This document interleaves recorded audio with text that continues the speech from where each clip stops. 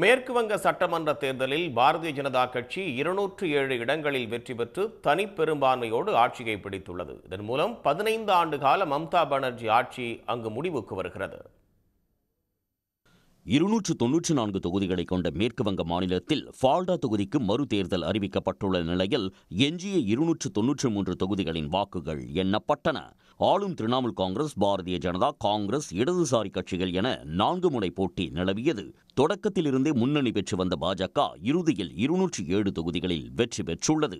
ஆளும் திரிணாமுல் காங்கிரஸ் 80 தொகுதிகளுடன் எதிர்க்கட்சியாக மாறியுள்ளது. காங்கிரஸ், ஆம் ஜனதா உன்னயன் கட்சிகள் தலா 2 தொகுதிகளிலும், மார்க்சிஸ்ட் கம்யூனிஸ்ட் மற்றும் இந்திய மதச்சார்பற்ற முன்னணி தலா 1 தொகுதியிலும் வெற்றி பெற்றுள்ளன. பாஜக மாநில தலைவரான சுவேந்து அதிகாரி தாம் போட்டியிட்ட 2 தொகுதிகளில் நந்திகிராமில் வெற்றி பெற்றார். பாஜக வெற்றி எதிர்பார்த்ததுதான் என்ற அவர் மேற்கு வங்கத்தில் பாஜக தனிப்பெரும்பான்மையுடன் ஆட்சி அமைக்கும் என்றார்.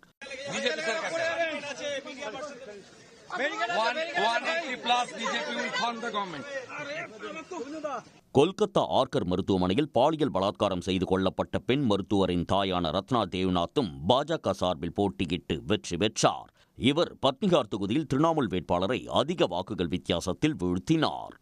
பாஜகவின் வெற்றியை அக்கட்சியின் தொண்டர்கள் கொல்கத்தா உள்ளிட்ட இடங்களில் உற்சாகத்துடன் கொண்டாடினர். கொல்கத்தாவில் கட்சி தலைமை அலுவலகத்தில் ஒன்று கூடிய பாஜக நிர்வாகிகள் பிரச்சாரத்தின் போது பிரதமர் மோடி சாப்பிட்ட மேற்கு வங்கத்தின் விருப்ப தின்பண்டமான ஜால்முரியை அனைவருக்கும் வழங்கினர்.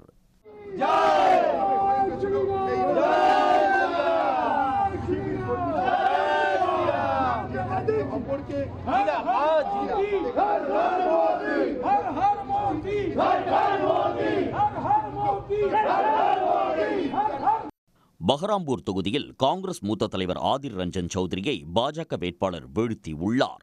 இதையடுத்து பாஜக பெண் தொண்டர்கள் பஹராம்பூரில் மேள தாளங்களுடன் வெற்றியை கொண்டாடி மகிழ்ந்தனர்.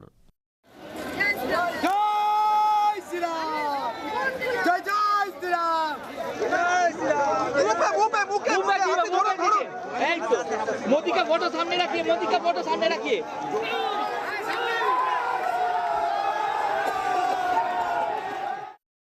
பாஜக தலைவர் சுவேந்து அதிகாரி தாம் போட்டியிட்ட 2வது தொகுதியான பவானிபூரில் தோல்வியை தழுவினார். இத்தொகுதியில் களம் இறங்கிய திரிணாமுல் காங்கிரஸ் தலைவரான மம்தா பானர்ஜி சுமார் 5000 வாக்குகள் வித்தியாசத்தில் வெற்றி பெற்றார். இருப்பினும் 4வது முறையாக ஆட்சியை தக்க வைக்கும் அவரது எண்ணம் ஈடேறவில்லை. பாஜகவிடம் ஆட்சியை பறிகொடுத்ததால் கொல்கத்தாவில் உள்ள திரிணாமுல் காங்கிரஸ் கட்சி தலைமை அலுவலகம் வெறிச்சோடியது.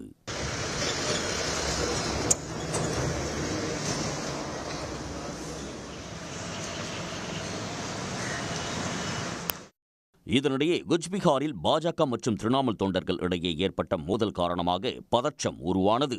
விரைந்து சென்ற துணை ராணுவத்தினர் தடியடி நடத்தி இரு தரப்பினரையும் விரட்டி அடித்தனர்.